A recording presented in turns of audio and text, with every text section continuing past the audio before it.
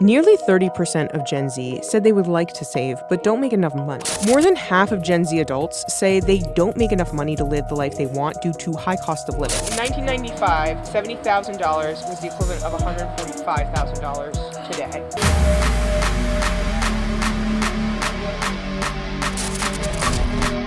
Yo, what's going on, everybody? It's your boy Big Blue, and we're back. We're here with another video. Let's go ahead and get right into it. This one's going to be interesting because I was definitely caught. There's a lot that goes into what is happening in the world today. There's a lot that people, especially those in the older generations, they're not understanding. And I think this video is going to point out a lot of stuff that, this misconception or this misunderstanding that we seem to be seeing in a lot of situations. So if you guys don't know, of course, I'm a millennial. I'm 33, me and my wife. And for some odd reason, millennials seem to have a really tough time just trying to live in America the way that our parents did. And I'll just say one thing specifically, and then we're going to go right into the video. So the title of this video is Why So Many Adults Are Still Living with Their Parents in the U.S. So the one thing I just want to point out, I was sitting down with my mom the other day, literally not too long ago.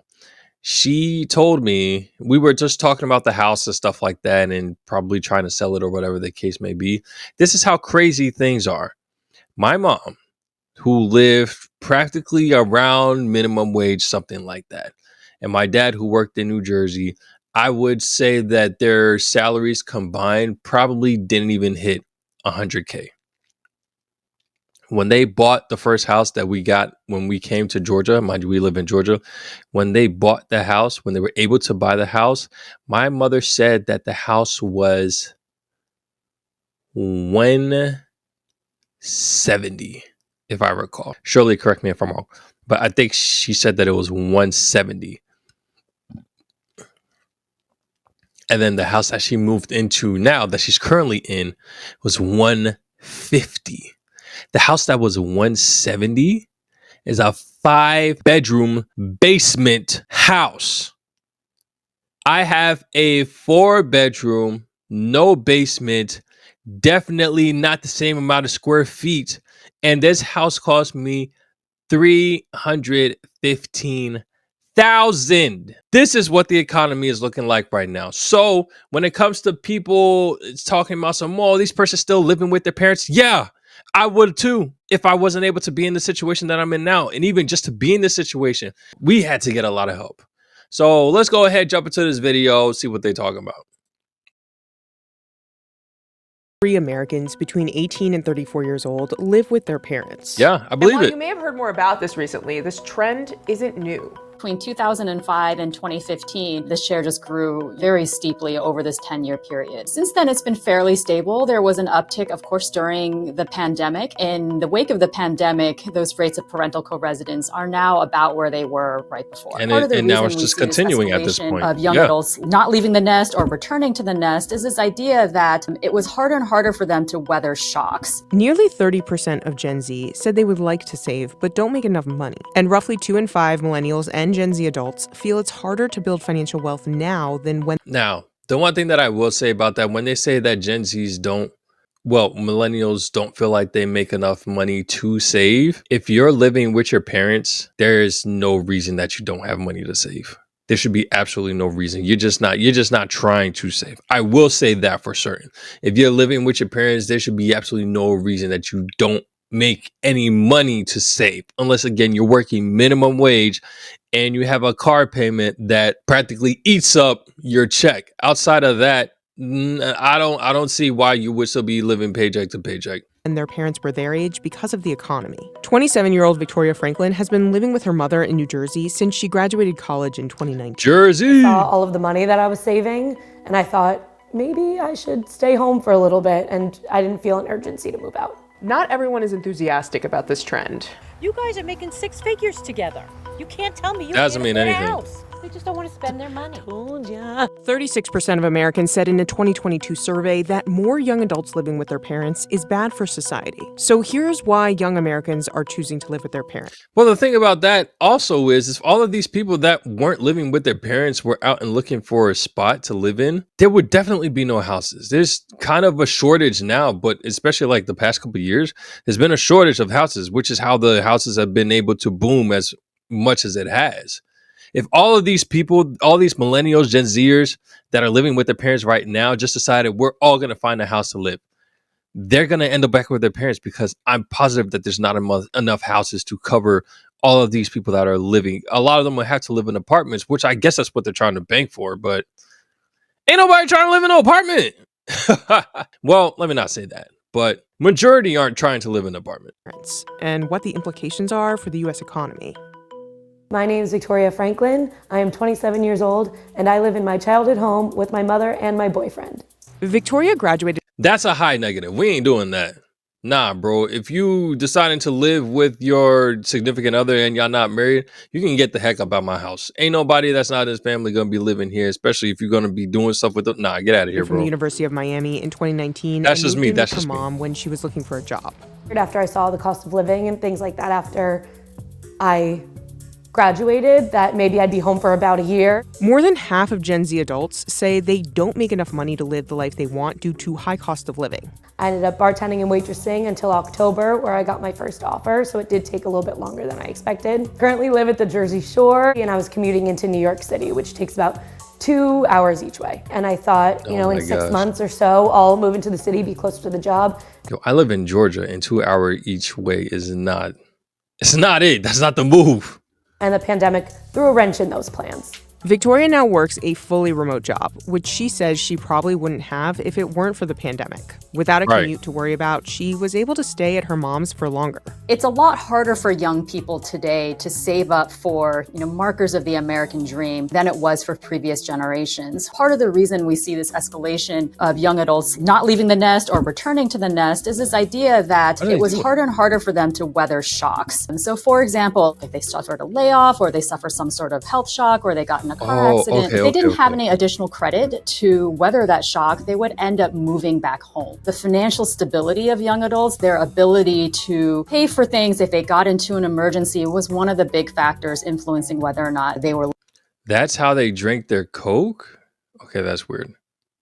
living on their own or living with their parents. A significant number of Gen Z adults and millennials lack emergency savings. In fact, 46% of millennials and 32% of Gen Z have more credit card debt than emergency savings. And this is just coming from my experience, hence why I'm still doing this YouTube thing.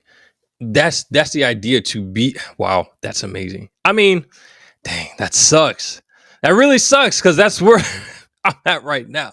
We currently have way more credit card debt than we do savings. And that's not okay. But even then, that itself seems to be like the new American dream.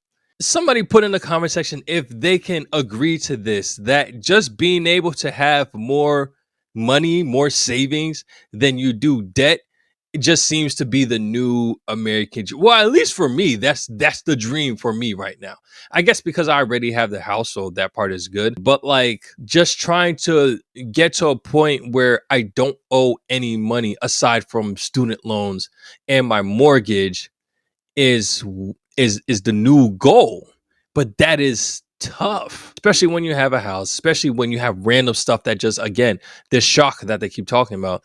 It makes things really difficult trying to save up, trying to pay down debt and whatnot, especially when you have a full family, a full house, kids you got to feed, school, diapers, clothes, just making sure that they're able to eat and stuff like that. It takes a lot of money, and it will take a while unless we get a big amount. But even then, it really starts with the mindset. But yeah, that's currently my American dream, at least right now, is to be at that point. And probably not for a lot of people because they're not worrying about money like that. They're probably still trying to get a house. But honestly, if you were to be at a position to where you don't have any credit card debt and you have more savings than you do credit card debt, I feel like you would be in a better situation to get a house than if you did have credit card. I mean, clearly because you don't owe nobody. Oh, sheesh, man, that's tough. This can have ramifications for setting up a financial future.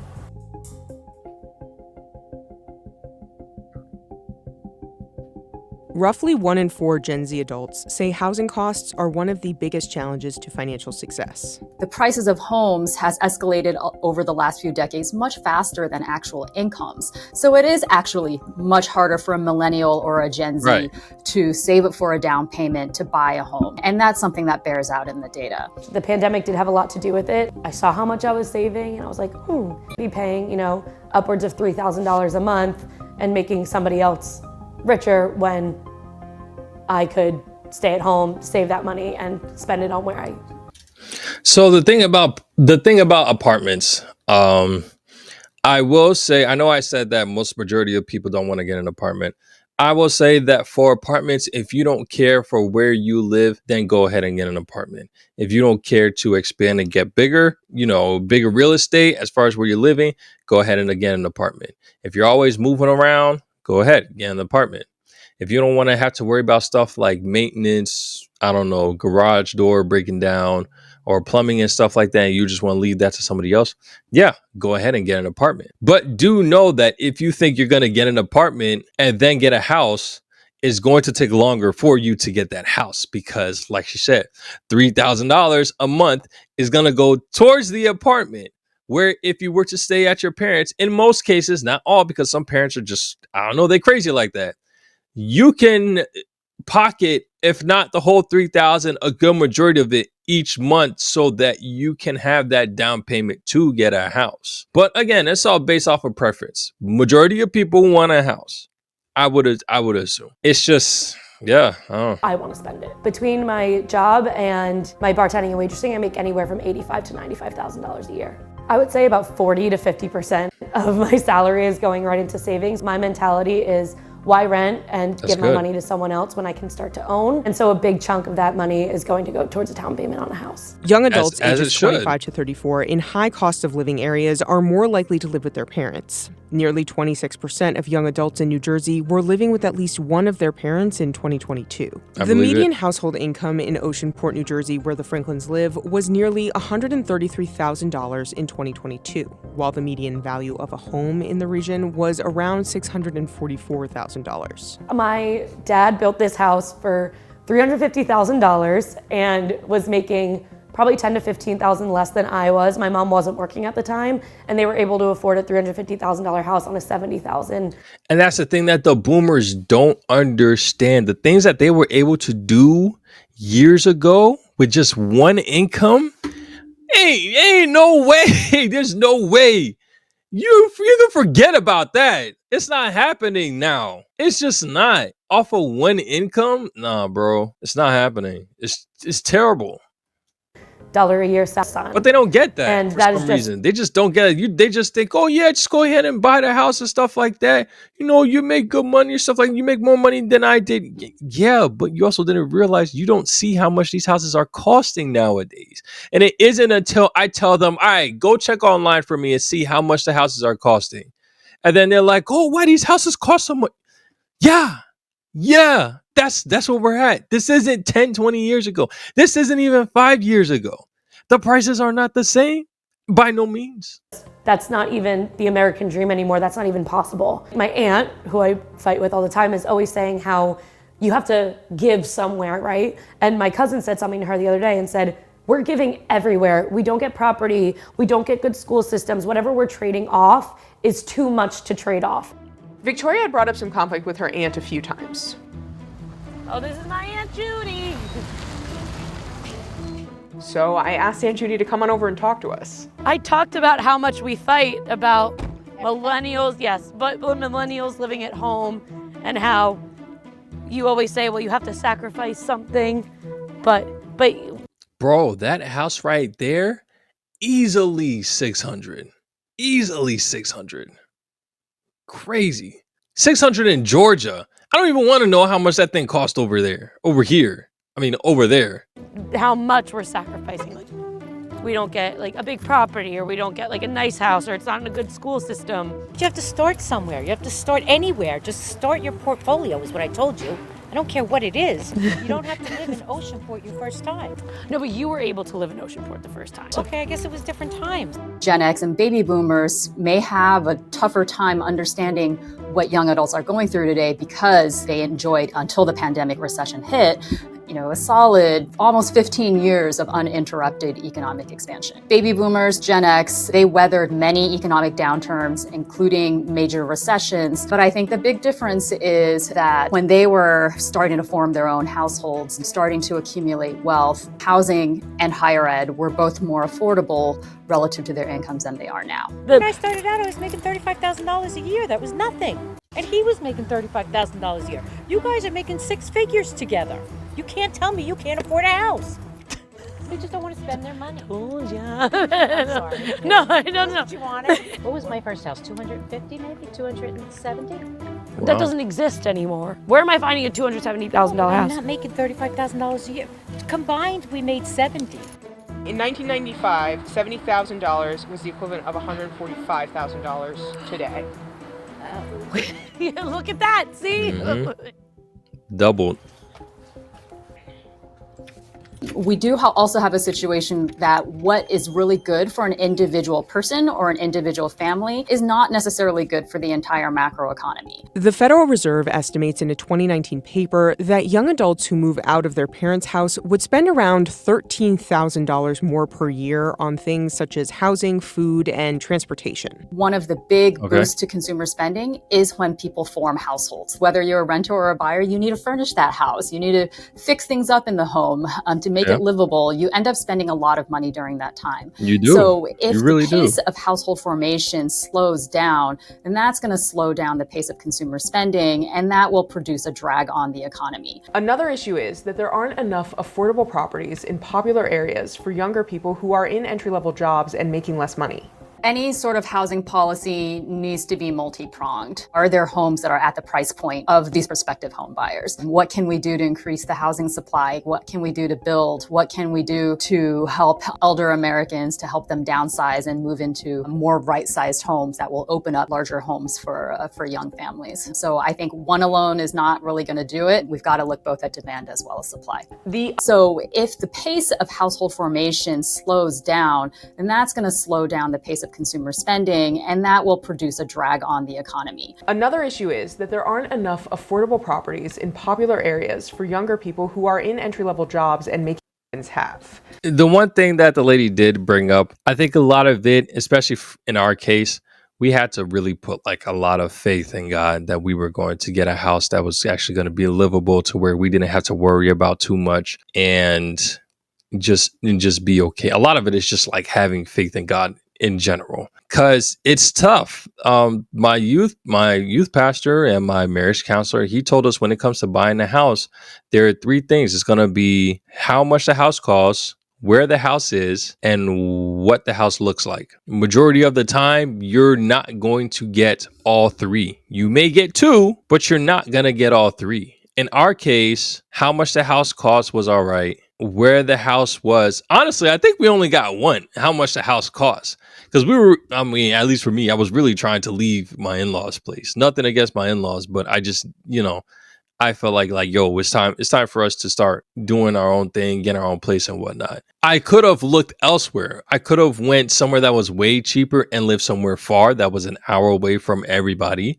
That could have been a decision. Or I could have lived in, look at her face, or I could have lived in DeKalb County, which I said that I would never in a million years ever live, because I'm not going to put myself and my family in that type of situation to be caught up in that environment. So we managed to find where we're at. It did cost a lot. And even then, the area is not my highest of ideal, but this is only temporary. But it just comes with having that faith of being able to just, know that God's going to take care of it. And that the timing will come when we do find out. We try to get a whole bunch of houses. And we managed to find this one. It's not exactly where we looked, but like the aunt said, I mean, sometimes you do have to start somewhere. I always kept telling my wife, this is just a starter home. We needed somewhere that had a roof, that had working pipes, which the pipes still had an issue, but whatever.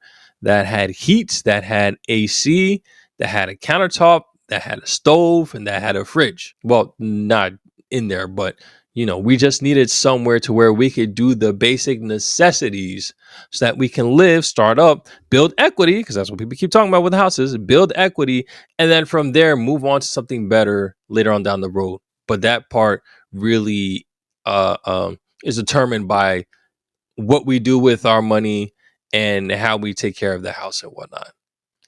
But yeah, for sure, and I will agree with the aunt. You definitely have to start somewhere. It's not gonna be the prettiest of places, but you got to start somewhere, which is tough. But I mean, just leave it in God's hands, and He'll take care of it. Supply. The other major factor here is how much student loan debt young Americans have.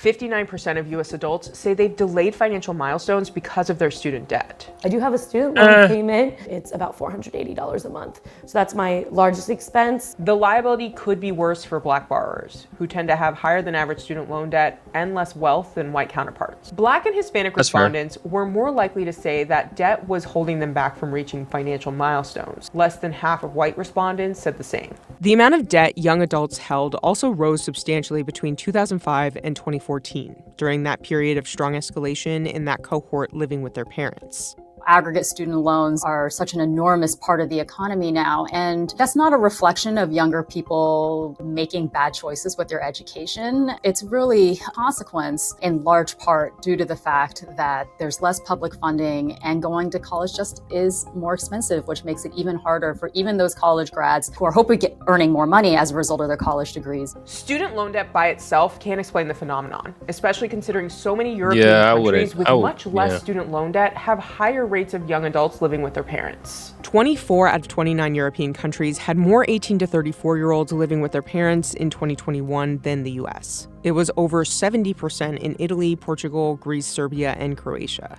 My boyfriend is Brazilian, and multi-generational homes are very common in almost everywhere else in the world, except in the United States. So I'm just taking a page of their playbook. The Americans are probably the only people that they're not multi-generations in one house.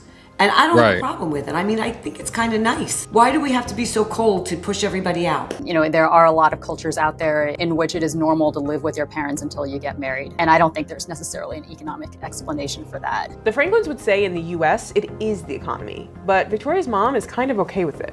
Unfortunately, it is the economy and the world that we live in that just doesn't allow them to go live a comfortable life. So with them living here was no big deal. It's not really a problem. They're saving their money. Eventually they'll buy a house, and that works.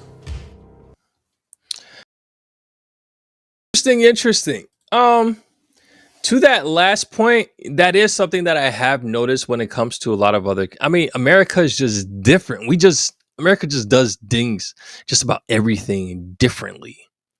And it's crazy down to the way that the family kind of do things together. There's kind of this stigma of, the need to get up, to need to leave out the house and stuff like that. The need to, do your own thing and be independent, which is fine. I think you can still have independence with the family. It's just with America, it's harder to do so because a lot of people are broke. A lot of the families that have that generational residency and stuff like that. If they don't have too much money, they don't have needs to where they need the money like that, or they don't have savings. And at least that's my understanding as to why they're able to stay with their parents and, do what they need to until they get married. But the thing is, they also don't have as much distractions as we do. In America, there's a lot of distractions. There's a lot of consumerism in which we're spending our money into all these other things, which delays us from being able to get to a point of leaving or getting married, leaving your parents' house, and then going and starting your own family. There's just so much that causes so much distractions to where it's like the money that we're spending that's supposed to be going towards, savings and going into getting a house when you're married and stuff like that. It goes towards the stuff that we want to do, the stuff that America says, hey, you could do this, you could do that. And when we're just like, yeah, I want to do this, I want to do that. But then it takes you longer to get out the house. It takes you longer to get married. It takes you longer to get out of debt because you're constantly putting yourself in debt. I should be one to say for myself. I mean, that's how it was for me. I don't really worry too much about student debt. because I mean, I'm on an income-based payment. I don't know if I just ratted on myself, but I mean, that's just my situation right now. So I don't worry too. That's something that I feel like is not going to go away for a while. But when it comes to like credit card debt and stuff like that, yeah, like those are on us. We can get rid of, we have to work to get rid of those. But I don't know. That's an interesting video. Y'all let me know what y'all think. Are the millennials and Gen Zs lazy? Are we just, I don't even want to say broke. I'm not even going to speak that into existence. Here's what I want everybody watching this video to do. I want you to make an effort to get rid of your debt. Save up your money. Get rid of your debt. Sacrifice. The big thing about getting rid of your debt is that you have to sacrifice. There's a picture that I sent my wife not too long ago. I liked it. I saw it on Facebook. It literally says, work hard now. It shows a picture of a man that's walking up the hill. Ah, here it is. So it says, enjoy your and struggle now going up the hill and struggle now going up the hill so that you can enjoy your life going down the hill, as opposed to enjoy now, which is just for now, and then struggle for the rest of your life.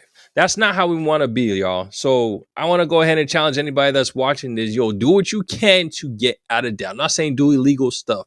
Make the necessary sacrifices. Trust me, once you get out of it, it's going to be hard, but once you get out of it, you will not regret doing it.